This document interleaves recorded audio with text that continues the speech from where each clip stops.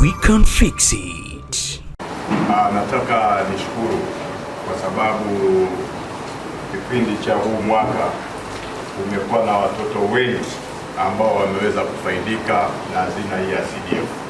Kwa mfano, bwana chairman, tulipokea maombi ya wale watoto ambao walikuwa wanaenda form 1 zaidi ya watoto 2000 mwaka huu, na kupitia hii hazina ya CDF hapa RABAI niliweka mikakati ya kwamba elimu, kwa sababu historia inasema kwamba elimu ilianza RABAI, tumeweka mikakati ya kwamba lazima elimu ipande hapa RABAI.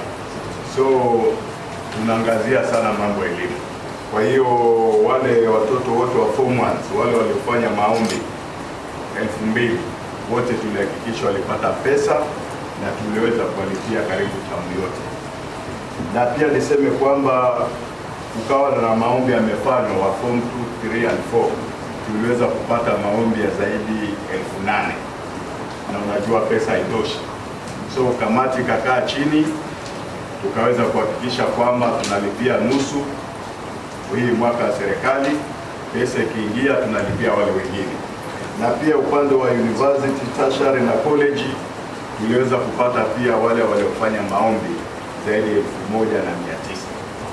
Ninataka nishukuru kamati yako bwana chairman, niseme kwamba mnafanya kazi nzuri, na huu mfuko wa CDF umeinua sana watoto ambao leo hii walikuwa hawangepata uwezo wa kwenda mashule, lakini kupitia mfuko wa CDF hapa RABAI tunashukuru sana, maana idadi kubwa sana pesa hii imeweza kuwasaidia na watoto wameenda mashuleni.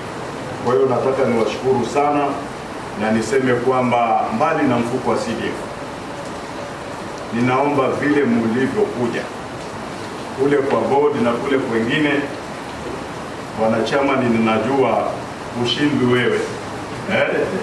Wewe ushindwi kusema mbali na mfuko wa CDF, wacha kupitia mambo ya SCR, muangalie chochote kile mnaweza kutufanyia. Hilo ni ombi. Tuwe tuna kumbukumbu ya kusema kamati ilipopitia hapa walileta baraka hizi.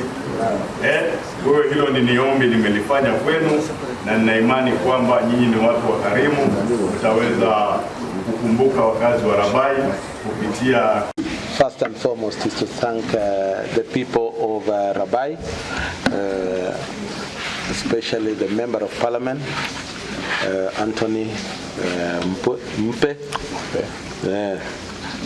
We want to thank him with this committee for having welcomed us to this constituency to be able to see development projects which have been implemented in this constituency. We were in Kaloleni yesterday, and we managed to see also projects which have been implemented by CDF.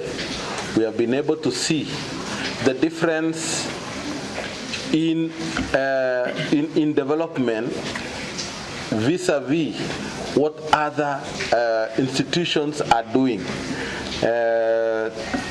For example, the county government, where we are trying to look for projects which they have implemented. They are not seen on the ground.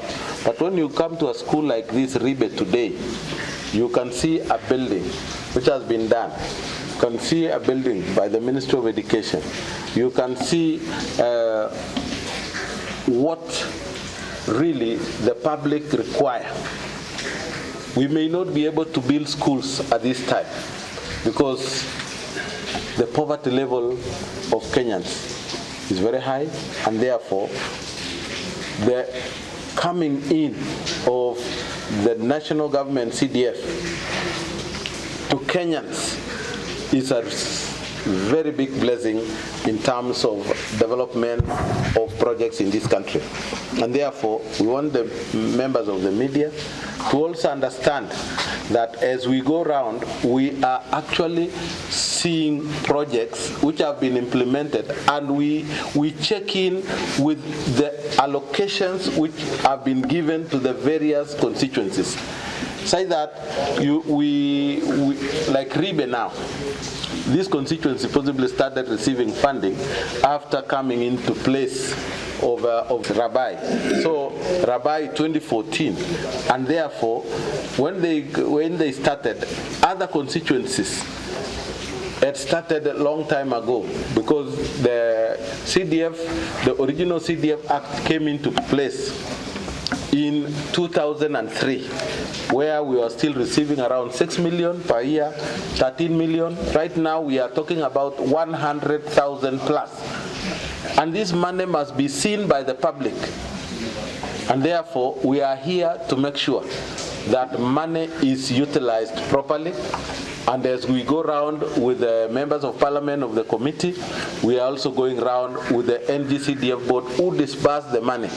So we are impressed by what we have seen in Kaloleni. We are impressed also in RABAI, and therefore we are sure our money is getting good value for money. All projects have real serious value for money. So I am sure Mheshimiwa will very soon possibly start opening up. There is the one for Ministry of Education here. If the director is very far or the minister is very far, you have you will be opening this, and what we need is branding. Let us see what the ministry has done. Let us see what NGCDF has done. Let us see what other donors have done. Let also see, because you might also, the public might decide that they want to do something for the school here. There would be a parent who is endowed, who will come to this school and say, if it is not this school, my child will not be where he is. So let's brand all of them and see. Let us just not fear putting some good message on the walls, because we must shout loudly for whatever we give. Yes. The allocations are not small. It's only the disbursement which has not come in good time. But we have been able to disburse about 57 million shillings to every constituency in this country so far. We are way back, we are less by about 100 million plus for some constituencies, and some are possibly less than 100, because it is based on a formula of how to disburse that money. What we would only say is, we want Treasury to release the balance of the money so that members can be able to push their committees in every constituency to implement projects.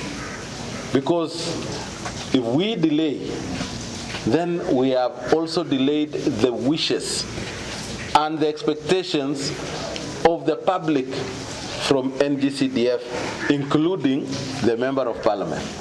We want the government to release the money forthwith. And we are not even saying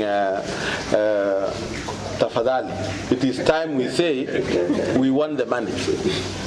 Yes. Although the government, of course, it's all ours, but all the same, let us get our share. Let's get our share.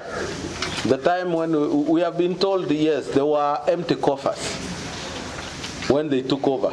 But of course, currently there is some blood running around in the veins of the government. Let them give us also part of that, so that we can be able to do development. I'm sure the MP of the area is up to the task. You know, first we have to do is to finish unfinished projects, because they didn't belong to the MP who left. It belonged to the members of parliament. What we are only trying to be to check with Treasury to be able to help us are projects which were abandoned, which had been devolved. Projects like irrigation project, water project, agricultural projects, all those were abandoned because of devolution, and they were referred back to the county government. and the counties have no capacity, in fact, even to finish. So we are requesting our Committee of Parliament to be able to apportion some amount of money to complete those projects so that we get out of that mess as a complete unit, a CDF, so that we do not have pending projects in the name of started by. We are not interested of who actually started it. The MP for the area at that time had the mandate. The current one now has the mandate. Correct. And if he has the mandate, he has the interest of the people of RABAI at heart. That's why you elected him.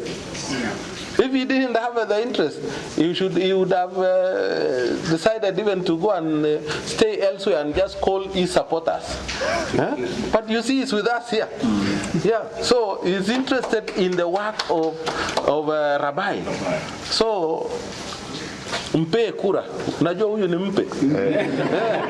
Alafu aendelee naye, amalize kazi. Yusuf Bono, Chief Executive Officer of the National Government Constituencies Development Fund Board. And the first concern you raised on the continuity of projects. As a board, we have a policy, and it's in the law, that first charge, first commitment of funds is to projects which are ongoing. And the board does receive reports from the field. We are able to determine which projects are ongoing, and that information is very useful to the board when we are approving new project proposals. So the board ensures that constituencies first finance the projects which are ongoing before they allocate money to ongoing projects. That results to better and more prudent management of the fund, and which is good for the community, because just like the chairman has said, these projects belong to the community. They are people's projects. They don't belong to any regime. So the continuity is a requirement of the law, and we, as a board, we ensure that that one is done. In terms of mandates of a national government CDF, by law, now, you are aware we now have a new constitution which has segregated functions between national government and county governments. About 49 functions have been identified in the constitution. Only 14 have been assigned to the county governments. 35 functions are set aside for the national government. As a fund, national government CDF is a national government entity. So now the law requires that we support the national governments. So we can only finance projects that, by the constitution, they have been assigned to the national government. The functions that are devolved are done by the county government. And that's why when community requests for projects such as water projects, health projects, and other such functions which have been set aside to county governments, we tell them to refer those to the relevant areas. It's just in terms of adherence to the Constitution. But I need to add that the Constitution itself expects that the two levels of government work together, work in collaboration, work in consultation, because we are serving the same people.